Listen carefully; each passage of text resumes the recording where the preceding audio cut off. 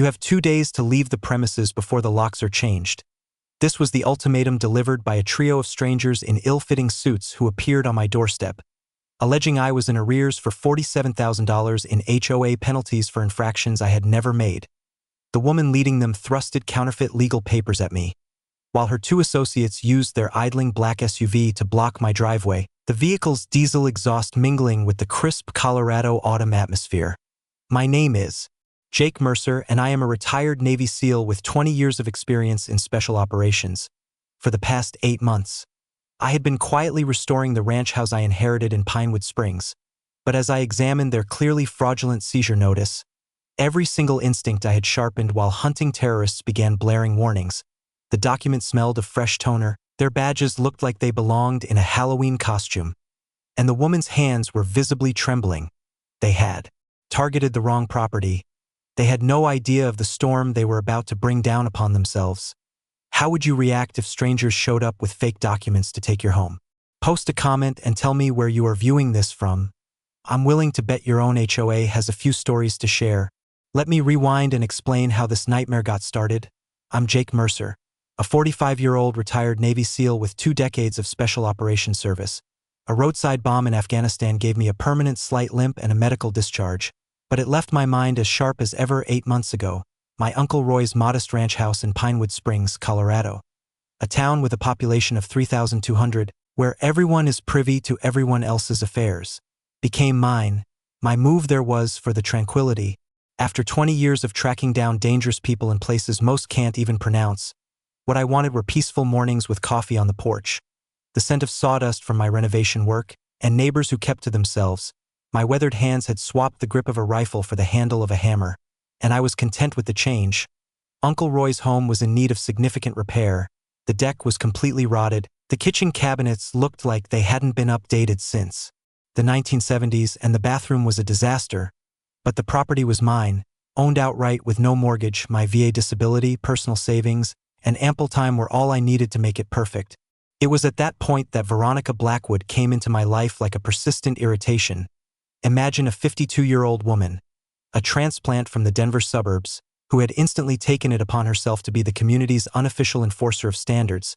She maneuvered a white BMW as if she owned every street, consistently wore beige blazers that suggested a mid-level management background, and was never without a leather portfolio filled with complaint forms she had printed herself. Her personality was as engaging as a parking meter, but with double the officiousness. During the first week of my renovations, my initial violation notice arrived. In Veronica's distorted view of the world, replacing rotted deck boards was classified as unapproved construction. The notice cited a $500 fine and warned of further enforcement if I failed to comply within 3 days. The document reeked of cheap ink and legal bullying. Week 3 delivered another ridiculous claim. My lawn was allegedly 2 inches high, while the community standard was a maximum of 3 inches. That would be another $500, please. I actually took a ruler to my grass just to ensure I wasn't going crazy. As you might guess, the woman was completely unhinged. By the 6th week, she had progressed to asserting that my Ford F-150 was a commercial vehicle which violated residential parking rules. It's a standard pickup, the kind you see all over Colorado every single morning. Yet, in Veronica's alternate reality, anything that didn't conform to her suburban ideal was a serious offense. What truly irritated me was this. Every notice was printed on official-looking letterhead that claimed to represent the Pinewood Springs Homeowners Association. The issue was that I had thoroughly researched the property when I inherited it. My street had no HOA. There were no recorded covenants, no association dues, and absolutely no legitimate governing body. This woman was orchestrating a total fraud. My elderly neighbor, Mrs. Chan, the widow of a Korean War veteran whose cookies were good enough to resolve international disputes, took me aside in week 7. "Jake," she said in a hushed tone, looking around as if we were plotting an escape. "That woman has been harassing people for months. The Hendersons on Oak Street gave her $1,800 simply to get her to stop reporting their garden gnomes to the city." Mrs. Chen's hands trembled as she spoke. This was more than just irritating behavior. Veronica was actively intimidating vulnerable members of our community. Even the comforting smell of Mrs. Chen's fresh chocolate chip cookies couldn't hide the fear in her voice. It was then I understood this wasn't about home maintenance or neighborhood rules. It was about a predator who had discovered a territory filled with elderly residents and new arrivals unfamiliar with their rights. She was leveraging feigned authority and legally worded threats to extort money from good people. Lou, our mail carrier, corroborated my suspicions when he came by during week 8. I've never delivered a single official HOA document to this address, Jake, he stated, tipping his postal hat. And I've been on this route for 12 years. If a real homeowners association existed, I would be aware of it. At that moment, I knew Veronica Blackwood had made a grave miscalculation in her choice of target. She had chosen to tangle with someone who had spent 2 decades handling individuals who believed they were beyond the reach of the law. She was on the verge of learning the distinction between genuine authority and schoolyard intimidation. 3 days after my chat with Lou, Veronica came back with support. I was in the middle of replacing a cracked window pane when I heard the sound of multiple car doors slamming in my driveway. It wasn't just one vehicle, but 2. The sound of gravel shifting under several pairs of feet signaled this was not a friendly visit. I watched through the window as Veronica emerged from her BMW, clad in her typical beige blazer, with 2 men I didn't recognize following her. The first man appeared to be her brother-in-law, Rick, middle-aged, a bit soft, and wearing a creased button-down shirt that hinted at a professional life crisis. The second was his companion, Darren, a tall, anxious man who repeatedly glanced at his phone as if awaiting an urgent call from the FBI. Both men were holding clipboards and sported cheap plastic badges that looked like they were purchased at a party store. The autumn breeze carried the scent of Veronica's overpowering perfume, a floral fragrance that likely cost a fortune. Blended with the diesel fumes from Rick's running pickup, she knocked on my door with the force of someone serving in eviction. Mr. Mercer, she declared when I answered. I am here with the HOA Enforcement Division. Your property has been placed under emergency management due to ongoing violations and your failure to adhere to community standards. Rick stepped up, puffing out his chest. Sir, we require an immediate payment of $5,000 as a compliance deposit. Otherwise, we will have to commence asset seizure procedures in the next 48 hours. I leaned casually against the doorframe, my voice deliberately calm. In Afghanistan, I had discovered that maintaining composure under duress often caused adversaries to expose their own vulnerabilities more effectively than any interrogation method. Asset seizure procedures, that sounds quite official. Which court granted the order? Darren nervously shuffled the papers on his clipboard, beads of sweat forming on his brow despite the cool October weather. The papers made a rustling sound like dry leaves in his trembling hands. Well, it's not precisely a court order, you see, but it's a community enforcement measure authorized by the Homeowners Association's bylaws. And which bylaws would those be? I cut in. I would like to review the recorded covenants for this area. Veronica's face turned crimson. How dare you challenge legitimate authority? We possess full legal grounds to uphold community standards, and your persistent infractions are negatively impacting the property values of every respectable family here. It was at that moment I decided to toy with them. My old Navy colleague, Mike, had become a real estate attorney after leaving the service over beers recently.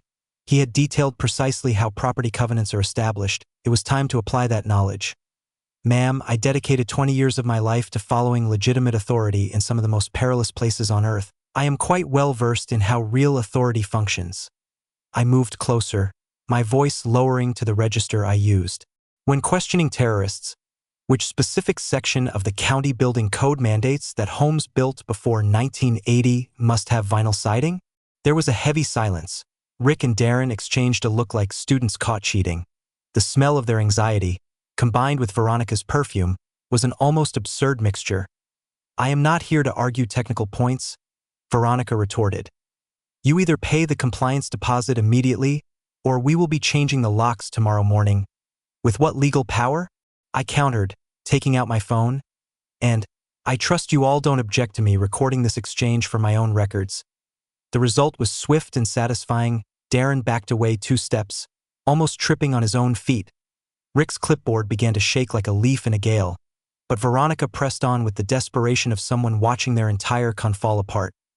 You are not permitted to record us without our consent. That is against the law. I offered the same smirk I had when cornering insurgents who believed they were cleverer than U.S. Special Forces. Actually, ma'am, Colorado is a one-party consent state. I am legally allowed to record any conversation in which I am a participant. After they departed, leaving a trail of hollow threats and mumbled insults, I began my work. Military intelligence skills don't simply vanish when you switch careers. I took pictures of their license plates, checked the registrations, and found something noteworthy. Rick was employed at the Kinko's Copy Center on Main Street, the very establishment where all their official paperwork had that distinct smell of fresh toner. The true breakthrough, however, came when Lou dropped by on his next mail delivery route. Jake, I did some digging like you requested. It seems Rick has been frequenting the coffee shop after closing time for the last 6 months, using the machines when his boss isn't there, and here's the kicker. He's been paying for everything in cash. Mrs. Chen's contribution over coffee was even more valuable. Her kitchen was filled with the scents of cinnamon and aged wood polish, but her information was pure gold. That dreadful woman attempted the same scam on 3 other houses. The Millers were so terrified they left town last month. But here's the crucial part. Jake, I witnessed her take money from Mr. Thompson, and she put it directly into her handbag. There was no receipt, no formal paperwork, just cash straight into her pocket. It was then I understood that Veronica Blackwood had made the same classic error that every criminal I had ever pursued eventually makes.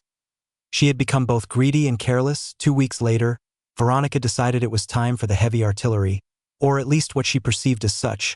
I was in the process of installing new kitchen countertops when I heard a disturbance outside that sent a chill down my spine. Not from fear, but because I could identify the sound of someone ineptly impersonating a police officer. Through my window, I saw a patrol car pull in behind Veronica's BMW. Yet, something was amiss with that squad car. The paint seemed too new, the light bar was slightly askew, and the deputy, who emerged, moved with the unease of someone who had never worn a uniform before. When he turned, I had to stifle a laugh. It was Rick, squeezed into what looked like a costume shop version of a sheriff's deputy uniform. The polyester material was tight against his midsection, and his badge was pinned on crookedly. The most telling detail, however, was his footwear. Rick was wearing brown loafers instead of standard black duty boots. No real officer would ever make such a glaring mistake. Veronica strode up to my door with Rick in tow like an oversized puppy. She brandished an official-looking document that smelled of fresh ink and desperation. Mr. Mercer, this is Deputy Richardson from the County Sheriff's Department. We are in possession of a court order requiring your immediate evacuation of this property. Rick attempted to puff out his chest and lower his voice. Sir, you must vacate the premises within 24 hours, or you will be arrested for contempt of court. I opened my door wider, studying them both. In Iraq, I had learned to identify fraudulent documents and imposters from a considerable distance. These two were not even remotely convincing. Deputy Richardson, may I please see your badge number and your department-issued identification?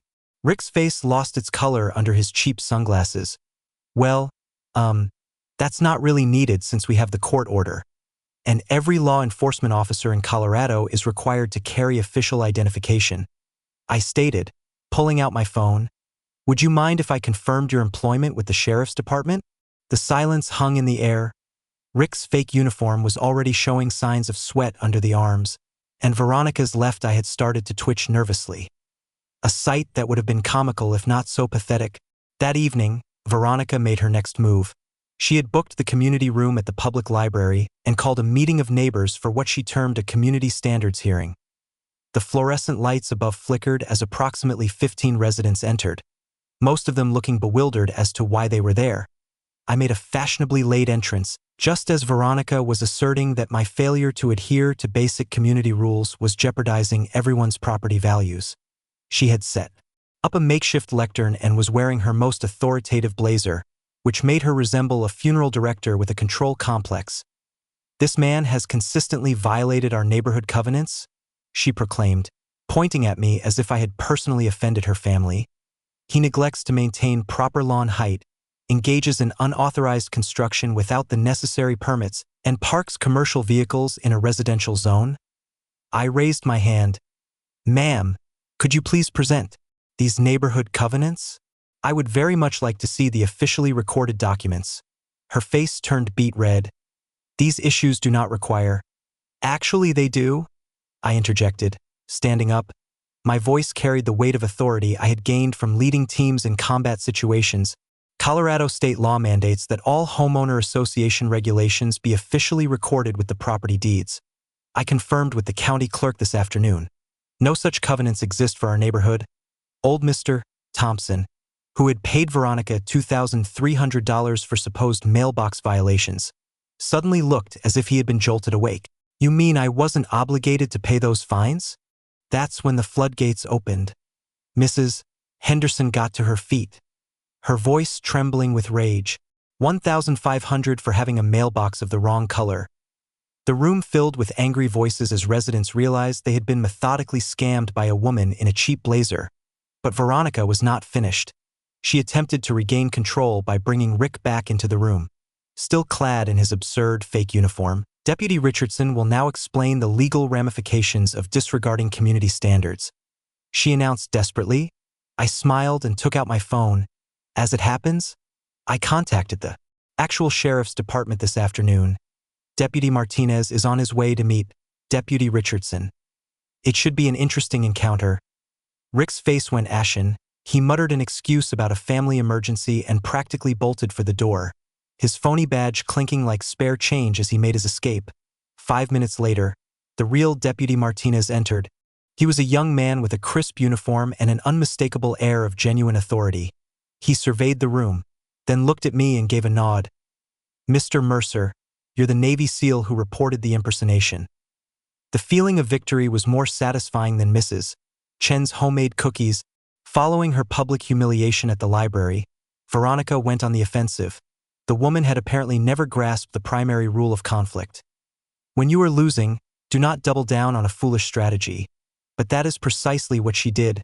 3 days later, as I was welding a new railing for my porch, Deputy Martinez appeared at my door, looking distinctly uneasy. The sense of hot metal and welding fumes mixed with his aftershave as he walked up my gravel driveway. Jake, I'm sorry to interrupt, but we've received a complaint that we are obligated to investigate. He took out his notepad, clearly disliking the situation. Veronica Blackwood has filed a report alleging that you threatened her with physical harm.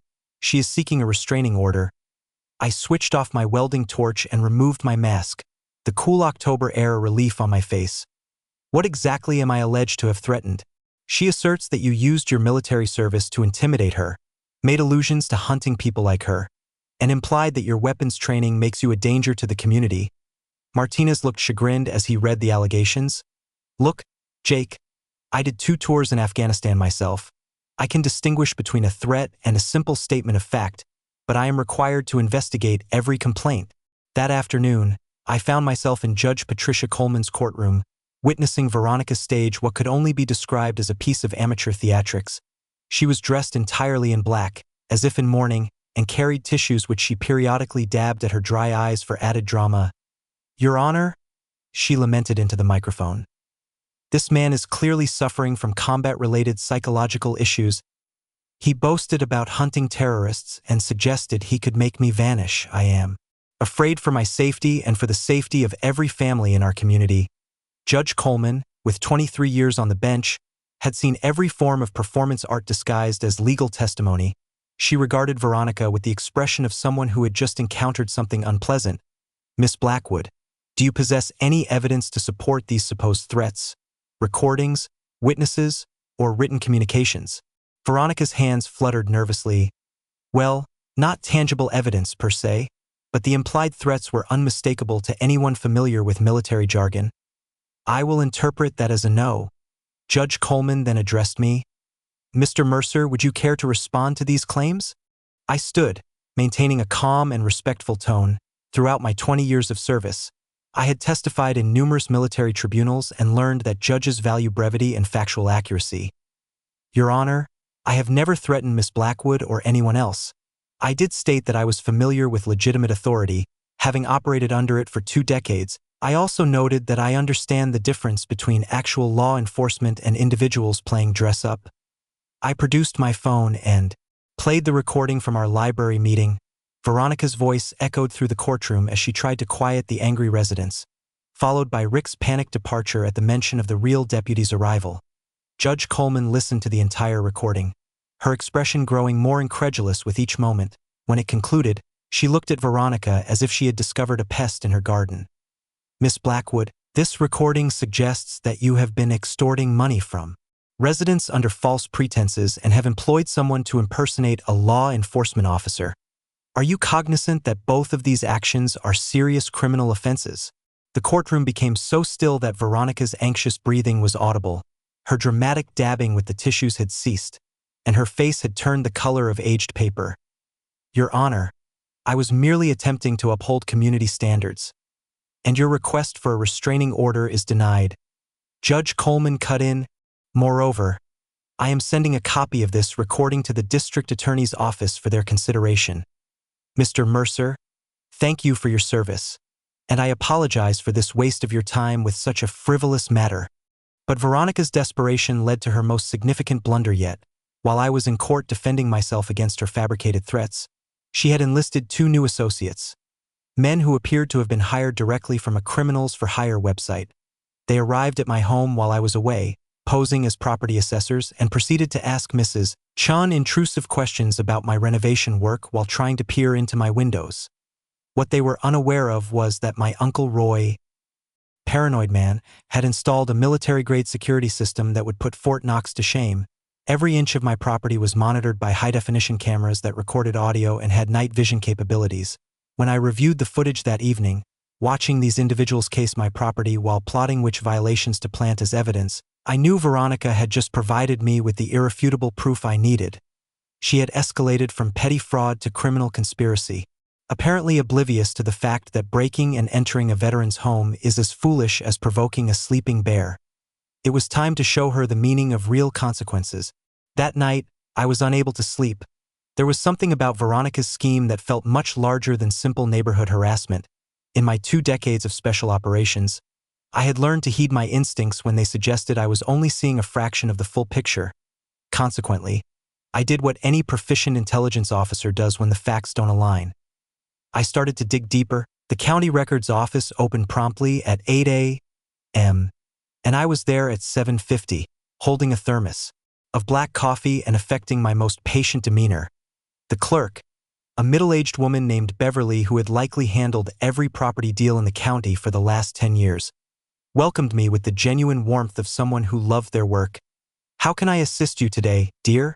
I need to look into any liens or encumbrances filed on properties within the Pinewood Springs area over the last year, I explained, passing my property details across the counter. Beverly's fingers moved over the keyboard with the skill of a virtuoso pianist. The monitor quickly filled with legal forms, filing codes, and dates that revealed a situation more disturbing than any I had faced in a combat zone. Oh my, Beverly said softly, her eyes widening as she examined the records. This is extremely irregular. There are 23 properties with recent lien filings, all originating from the same entity. My blood ran cold as she displayed document after document. Veronica hadn't just been extorting fake fines from neighbors. She had been filing fraudulent liens against their homes. Each lien alleged unpaid HOA dues, violation charges, and legal expenses, with amounts varying from $5,000 to $15,000. But the true shock came when Beverly uncovered the next layer of the operation. These liens are all tied to a firm named Pinewood Property Solutions. It states here that they've been acquiring distressed properties through tax sales and foreclosure auctions. I stared at the screen, my military experience connecting the dots to form a picture far more sinister than a Taliban ambush. Beverly, who is the owner of Pinewood Property Solutions? Her fingers clicked through the corporate records, and then it appeared. Veronica Blackwood, listed under her maiden name Veronica Steele. The company had been established 6 months ago, coinciding with the start of her fraudulent HOA activities. The full extent of her scheme struck me with the force of a locomotive. This was not about random harassment or petty extortion. Veronica had been methodically targeting vulnerable homeowners, filing false liens to encumber their property titles, and then positioning her company to purchase their homes at a fraction of their value when they were unable to sell or refinance. Beverly, how many properties has Pinewood Property Solutions managed to acquire? Let me review the deed transfers. Her face grew pale as she scanned the records. 3, so far. The Miller property on Oak Street was sold for $28,000 last month. Its market value was estimated at $260,000. My hands tightened into fists as I grasped what had befallen the Millers. The elderly couple Mrs. Chan had mentioned who had been so intimidated they moved away. They hadn't simply relocated. They had been coerced into selling their home for a pittance because Veronica's fraudulent liens made it impossible to secure a clear title transfer. "There's more," Beverly added, her voice dropping to a whisper. "These lien filings indicate a collaborator at Riverside Title Company. An individual named Marcus Webb has been approving these fraudulent documents without the required verification." The pieces of the puzzle finally fell into place. Veronica was not just some overbearing neighbor with a power complex. She was at the helm of a sophisticated real estate fraud operation that had already stripped vulnerable residents of over $500,000 in property value. The fake HOA was merely a cover, designed to create a pretext for the liens that would drive people from their homes. I expressed my gratitude to Beverly and stepped out into the crisp morning air, my thoughts already shifting to tactical planning. This was no longer a matter for local police. This was organized crime, interstate fraud, and a conspiracy to commit theft on a grand scale. It was time to contact some old associates who specialized in dismantling criminal networks that believed they were too clever to be caught. Veronica Blackwood was about to learn that when you wage war against a Navy SEAL, you should expect the full force of American justice to descend upon you. That evening, I sat in my kitchen with my secure satellite phone and began to make calls. The taste of strong coffee blended with the gratification of finally grasping the true extent of my adversary's operation.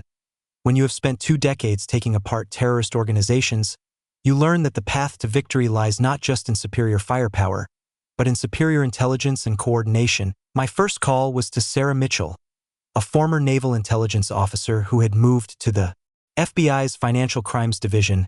We had served together in Afghanistan, where she had tracked terrorist financing with the same meticulous precision she now applied to hunting white-collar criminals. "Jake Mercer, you old warrior." Her voice came through the encrypted line. "Let me guess, you've stumbled upon something that demands federal involvement." I outlined Veronica's scheme as I paced my kitchen, the smell of sawdust from my renovation project mixing with the aroma of the cookies Mrs. Chan had brought by earlier. Sarah's questions were incisive, professional, and confirmed how seriously the federal authorities would treat this case. Mail fraud, wire fraud, conspiracy, and organized criminal activity, she recited after I presented the evidence. Furthermore, if she's operating across state lines or using the internet for any part of this, we can establish federal jurisdiction. "Send me everything you have, Jake. This has all the makings of a RICO case." My second call was to Tom Rodriguez, a Marine veteran who now worked as an investigative reporter for the Denver Post.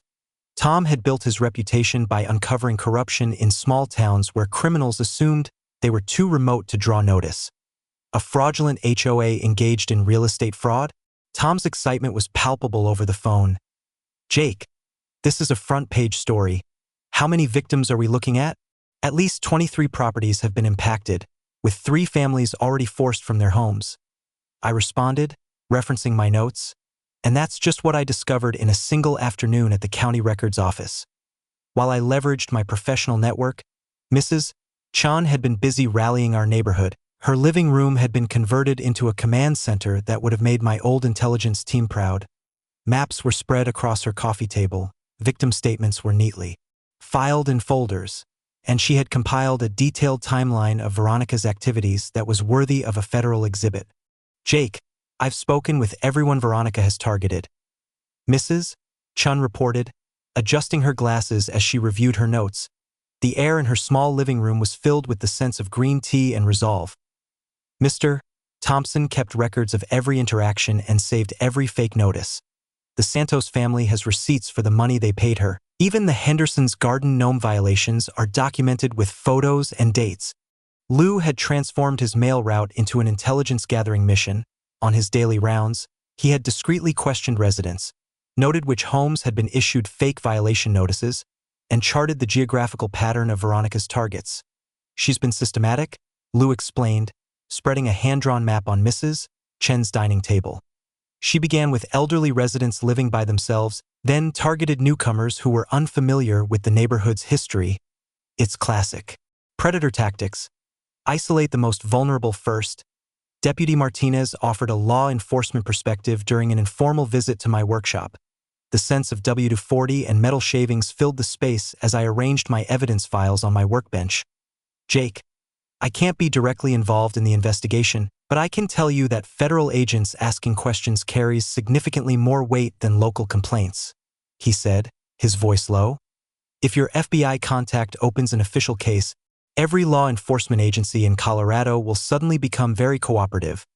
The major breakthrough occurred when Tom's journalistic inquiries unearthed Veronica's past.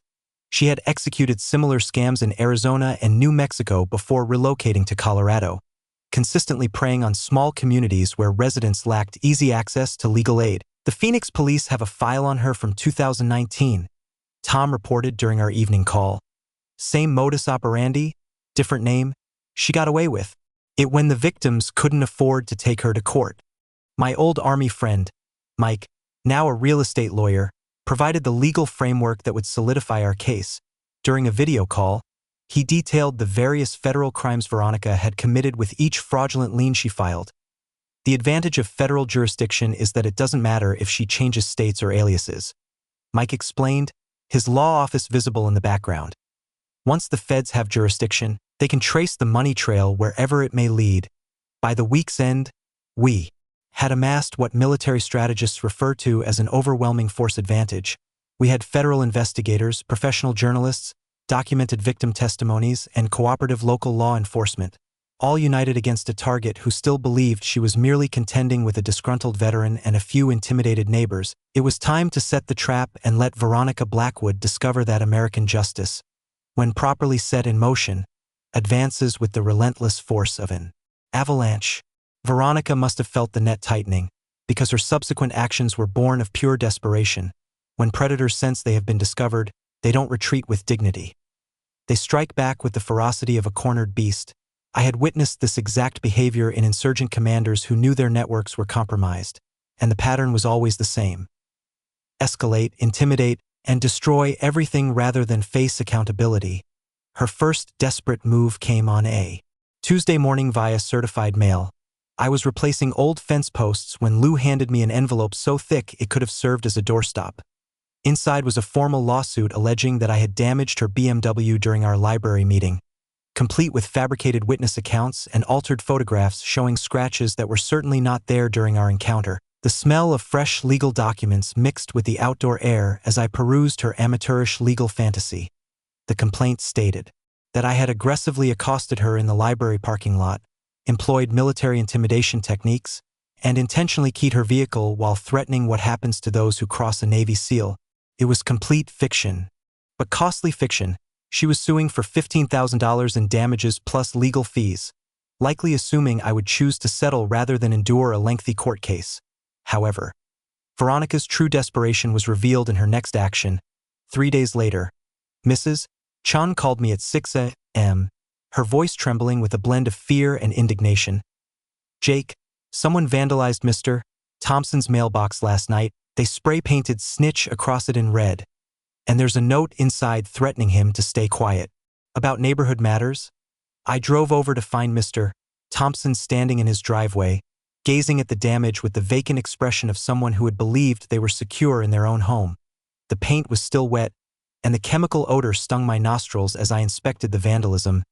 "They arrived around midnight," he said, his elderly hands shaking as he held the threatening message. "I heard car doors, but by the time I looked outside, they were gone. The note says if I speak to any more reporters or government officials, next time it won't be just the mailbox." That same week, the Santos family discovered their tires had been slashed and the words "move away" scratched into their car's paint.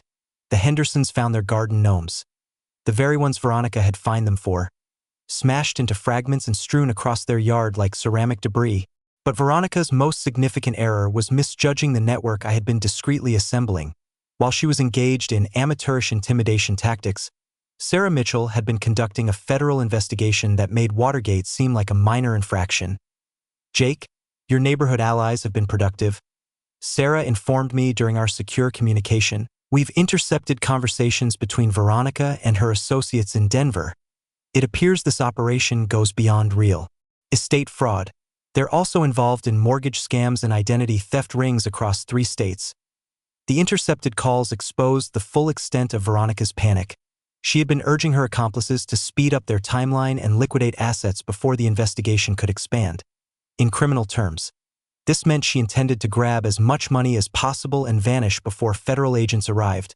Meanwhile, Tom Rodriguez's investigative reporting had captured the interest of other media outlets. The Denver Post's initial piece on small-town real estate fraud had gone viral, eliciting responses from victims in Arizona, New Mexico, and Utah who recognized Veronica's methods. This is evolving into a multi-state criminal enterprise story, Tom explained during our meeting at the local diner. The aroma of bacon and fresh coffee filled the air as he showed me emails from numerous potential victims. The FBI's Joint Task Force on Organized Crime has now taken charge of the investigation. Your neighborhood complaint has just escalated to a federal case. However, Veronica's most perilous move came when she attempted to bribe her way out of her predicament. Deputy Martinez called me on Thursday evening, his voice strained with professional anger. "Jake, I need to report an attempted bribery. Veronica Blackwood approached me this afternoon and offered me $10,000 to misplace some documents and forget our conversations about her activities." The recording Martinez made of their meeting was a masterpiece of stupidity. Veronica's voice was crystal clear, offering cash to a law enforcement officer in exchange for obstructing justice. She had just added federal bribery to her expanding list of offenses. That night, I sat on my newly completed front porch, listening to the evening sounds of my neighborhood. The smell of a neighbor's barbecue wafted through the cool air, blending with the scent of Mrs. Chen's jasmine tea from her kitchen. The next day, Sarah Mitchell's FBI team was scheduled to arrive to start formal interviews and evidence gathering. Tom Rodriguez had planned his follow-up article for the weekend edition, and Veronica Blackwood, who had believed she was clever enough to intimidate vulnerable people without facing any repercussions, was about to find out that American justice, though slow, hits with the force of a freight train. By Friday morning, Veronica had entered full-on desperation mode. I was in the process of installing new cabinet hardware when my doorbell rang with the insistent urgency of someone who had exhausted all other avenues. Through the peephole, I saw her standing alone on my porch. No Rick, no Darren. No fake law enforcement, just a woman whose criminal operation was collapsing more rapidly than a sandcastle against the tide. She had swapped her customary beige blazer for an outfit that likely cost more than a month's salary for most people, a designer suit that clearly signaled an intention to flee the country. Her hands were shaking as she held a thick manila envelope, and the scent of expensive perfume could not conceal the palpable aroma of panic. "Mr. Mercer," she began when I opened the door, her voice sickeningly sweet. "I believe we may have started off on the wrong foot. I would like to resolve this between us." I leaned against the doorframe, my expression unreadable. In interrogation school, we learned that desperate individuals reveal more when you allow them to dig their own graves. Resolve what, exactly? 10,000 in cash, no conditions, simply a friendly gesture to demonstrate that there are no hard feelings about our misunderstandings. The bills were new and crisp, smelling of a bank vault and ill-gotten gains. "That's very generous of you, Miss Blackwood. What precisely would I need to do to merit this friendly gesture?" Her left eye started to twitch again. "Nothing at all. Just perhaps you could find it in your heart to withdraw any complaints you may have made. Let's let the past be the past and move on as amicable neighbors." I took out my phone and began recording. "So, to be clear, you are offering me $10,000 to drop criminal charges against you?" The color drained from her face as if a plug had been pulled. "That's not. I never mentioned criminal charges. I was simply referring to neighborhood disagreements. Ma'am, attempting to bribe someone is a federal offense, particularly when it is intended to obstruct an active FBI investigation." She staggered backward as if struck.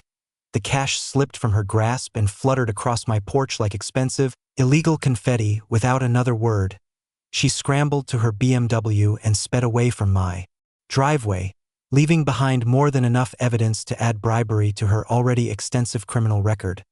But Veronica's final act was her most malevolent. That afternoon, my phone began to ring with calls from concerned neighbors. Someone had created fraudulent social media profiles, pretending to be military veterans, and was posting elaborate accusations that I was suffering from PTSD, had threatened several neighbors, and was hoarding weapons while plotting some form of retaliation against the community. The posts featured altered photos of me in military attire, fabricated quotes about neutralizing threats to operational security, and fake Witness statements from neighbors who supposedly feared for their safety. In a matter of hours, the posts had been shared hundreds of times on Facebook and Twitter, portraying me as an unstable veteran on the brink of violence. Mrs. Chen arrived at my door that evening, her face red with anger and a plate of stress-baked cookies in her hands. "Jake, this is utterly absurd. Anyone who knows you would see right through this nonsense." The smell of her fresh chocolate chip cookies mixed with my mounting rage as I scrolled through the fake posts on her tablet. Veronica had crossed every conceivable line, but defaming my military service and jeopardizing the trust of my neighbors was personal in a way she could not possibly understand. "She's attempting to isolate you," Mrs. Chan observed, settling into a kitchen chair with the resolve of someone who had witnessed enough injustice. "It's a classic bully's tactic, discredit your character before people learn about her crimes." But Veronica had made a critical mistake. The fraudulent social media campaign contained specific details about military operations and classified information that no civilian could possibly know. When Sarah Mitchell examined the posts, her response was swift and professionally decisive. "Jake, whoever made these posts had access to information that is only obtainable through military personnel records or intelligence databases," Sarah explained during our secure call. "This means either someone with a security clearance is assisting her, or she has committed federal crimes by accessing classified systems." The digital forensics team traced the fake accounts to computers in Denver, connecting them directly to the same criminal organization that had been running Veronica's real estate fraud. What she had intended as a character assassination had instead provided federal investigators with irrefutable proof of cybercrime, identity theft, and the misuse of military records. Tom Rodriguez's follow-up article was published that weekend with the headline, "Local Real Estate Fraud Escalates into Federal Cybercrime Investigation." The piece detailed how a simple neighborhood disagreement had exposed a multi-state criminal enterprise that had defrauded hundreds of families of millions in property value. On Sunday evening, Sarah called with news that made my coffee taste even better than Mrs. Chen's cookies. "Federal arrest warrants have been issued. We are making our move tomorrow morning. I hope you're prepared for some action. Jake." 20 years of military service had taught me to savor the sound of approaching justice, like the roar of incoming artillery support. Monday morning dawned with the crisp clarity of mountain air and the promise of justice long delayed. Veronica had scheduled an emergency town hall meeting at the Pinewood Springs Community Center, promoting it as a public safety forum to address dangerous veteran behavior in our community. She had invited local media, county officials, and anyone who would listen to her final performance. What she was unaware of was that FBI agents Sarah Mitchell and James Torres had arrived from Denver the previous night, accompanied by Tom Rodriguez and a camera crew from Channel 9 News. By 9 a.m., the community center parking lot resembled a law enforcement gathering, with unmarked federal cars strategically positioned around the building. Inside, the community center was filled with attention so thick you could cut it with a knife. Veronica had taken her place at the front podium, flanked by Rick and two new men who looked as if they had been hired from a thugs-for-hire agency. She was dressed in her most expensive suit and carried herself with the desperate bravado of someone making a last stand. Approximately 200 residents filled the folding chairs, their hushed conversations creating a low hum that reminded me of the quiet before a battle. Mrs. Chan was seated in the front row, her hands folded calmly, but her eyes were as sharp as ever. Lou was positioned near the rear exit, while Deputy Martinez stood along the side wall in full uniform, his presence adding official authority to the event. Veronica started her presentation like a prosecutor addressing a jury. She had a slideshow prepared with photos of my house, close-ups of my truck, and dramatic reenactments of our various confrontations. The smell of nervous sweat and cheap cologne from her hired help mixed with the scent of coffee and donuts provided for the meeting. "Ladies and gentlemen," she announced, her voice artificially composed, "we are here today because a dangerous individual has been terrorizing our peaceful community. This man has used his military background to intimidate residents, threaten violence against anyone who challenges his behavior, and fostered an environment of fear that endangers our property values and the safety of our children." She clicked through her slides, each one more absurd than the last. Photos of my renovation project labeled as unauthorized construction, pictures of my lawn with measurements claiming it violated community rules, and even a photo of my American flag. somehow depicted as a sign of militant tendencies.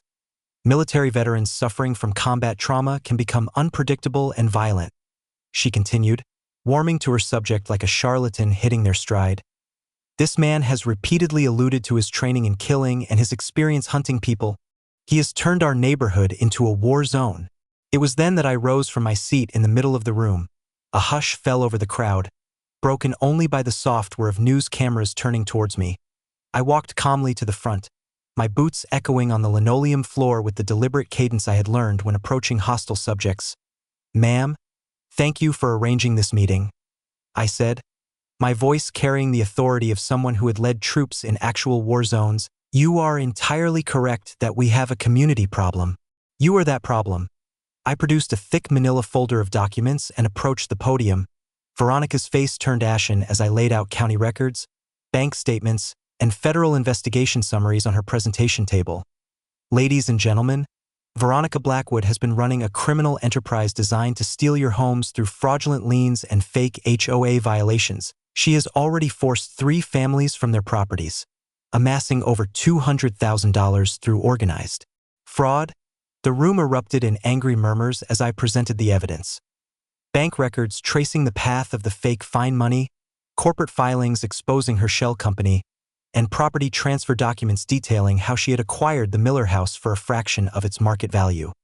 "She filed 23 fraudulent liens against your properties," I continued, my voice cutting through the noise. "She has been collaborating with corrupt title company employees to cloud your property ownership, making it impossible for you to sell or refinance your homes." At that moment, Sarah Mitchell stood up from her seat near the back, her FBI credentials visible under the fluorescent lights. "Federal Bureau of Investigation," she announced, her voice resonating with the authority of the United States government. "We have warrants for the arrest of Veronica Blackwood, Richard Blackwood, and Marcus Webb on charges including mail fraud, wire fraud, conspiracy, bribery, and racketeering." The next minute played out like a well-rehearsed operation. Federal agents moved in from their positions around the room, producing handcuffs with military precision. News cameras documented every moment as Veronica's hired muscle vanished like morning fog, leaving her standing alone at the podium, finally stripped of her fabricated power. "You have the right to remain silent," Agent Torres stated as he secured handcuffs on Veronica's wrists. The sound of the cuffs clicking shut echoed in the stunned silence like a gavel striking down on her criminal career. The community center erupted in applause that continued for a full 5 minutes. Justice, when it finally comes, sounds like thunder rolling through the mountains. 6 months later, I sat on my finished front porch with my morning coffee, watching the sun crest over the Rockies and listening to the sounds of a neighborhood that had found its peace again. The scent of fresh pine from my new deck blended with the aroma of Mrs. Chen's homemade breakfast pastries wafting from her kitchen. The laughter of children now filled yards that had once been quiet with fear. Veronica Blackwood was sentenced to 4 years in federal prison after pleading guilty to 17 felony counts. The judge was particularly unimpressed by her attempts to attribute her actions to misunderstandings and overzealous community service. Her final courtroom declaration that she was only trying to protect property values earned her an additional 6 months for perjury. Her accomplices were given sentences ranging from 18 months to 3 years. Rick resembled a deflated balloon as he was led away in chains, while Marcus Webb from the title company lost his license for life and faced additional state charges. The Denver muscle she had hired informed on bigger players, triggering a multi-state racketeering investigation that is still making news. The financial restitution surpassed all expectations. Federal asset forfeiture laws enabled authorities to seize everything. Veronica's BMW, her Denver condominium, her jewelry, and even her prized leather portfolio, over $340,000, was returned to the victims, with interest and penalties that left most families in a better financial position than before. The Hendersons were compensated for both the fraudulent fines and their shattered garden gnomes, and they subsequently hosted a gnome liberation party that has since become a cherished neighborhood legend. Most significantly, the Miller family was able to reclaim their home after federal prosecutors demonstrated that their forced sale was the result of criminal fraud. Seeing them move back in and watching their grandchildren play in the yard once more served as a powerful reminder of why some fights are worth fighting, regardless of the personal cost. But the true victory was what our community constructed from the ruins of Veronica's scheme. Mrs. Chen's weekly coffee meetings transformed into the Pinewood Springs Neighborhood Defense Network, a permanent watch program dedicated to protecting vulnerable residents from scams and fraud. Lou's informal intelligence system evolved into an official communication network, utilizing encrypted group chats and regular check-ins for elderly neighbors. The funds recovered from Veronica's criminal enterprise were used to establish the Pinewood Springs Community Defense Fund, which offers free legal advice and sponsors our yearly Unity Festival. Last month's festival attracted over 800 attendees with food trucks, live music, and informational booths educating residents on their rights. The sight of families celebrating together in the very community center where Veronica had made her last stand was more gratifying than any military victory I had ever known. Deputy Martinez received a commendation and was promoted to detective. He now conducts training seminars across Colorado on how to identify property fraud. His expertise has been instrumental in uncovering similar schemes in 12 other towns, saving hundreds of families from Veronica's playbook. My kitchen table has become an unofficial hub for veterans dealing with civilian legal issues. Sarah Mitchell connected me with advocacy groups throughout the state, and I found that protecting my fellow service members from predatory scams is as fulfilling as any mission I undertook overseas. The investigation culminated in the Blackwood Act, state legislation that imposes stricter verification requirements for property liens and HOA claims. Tom Rodriguez's Pulitzer-nominated series on small-town fraud brought national attention to the prevalence of these schemes, transforming our local triumph into a nationwide call for reform. On quiet nights, I receive calls from other veterans confronting their own Veronicas. The network we forged during our federal investigation has grown into an informal support system that spans several states. Last week, a retired Marine from Texas called about fraudulent contractors. Next month, I'll be assisting an Army veteran in Arizona whose neighborhood is battling bogus code enforcement. Mrs. Chan continues to deliver cookies every week, now accompanied by updates on her volunteer work teaching fraud awareness. Knowledge is a better weapon against bullies than any firearm, she says, settling into my kitchen chair with the contentment of someone who has helped save an entire community. The sound of children playing without fear, of neighbors helping one another, and of justice served as a daily reminder that sometimes the most crucial battles are fought right in our own backyards. Post a comment below sharing your most memorable HOA or neighborhood bully experience. You'll be surprised at how widespread these issues are. Subscribe and activate the notification bell, because next week I'll be telling the story of how a retired teacher uncovered a fake charity that embezzled $200,000 from hurricane victims, and the FBI sting that brought them to justice. That's it for today's HOA Chaos. If seeing justice prevail made your day, hit that like button, share your thoughts in the comments, and ensure you are subscribed. More incredible neighborhood confrontations are on their way.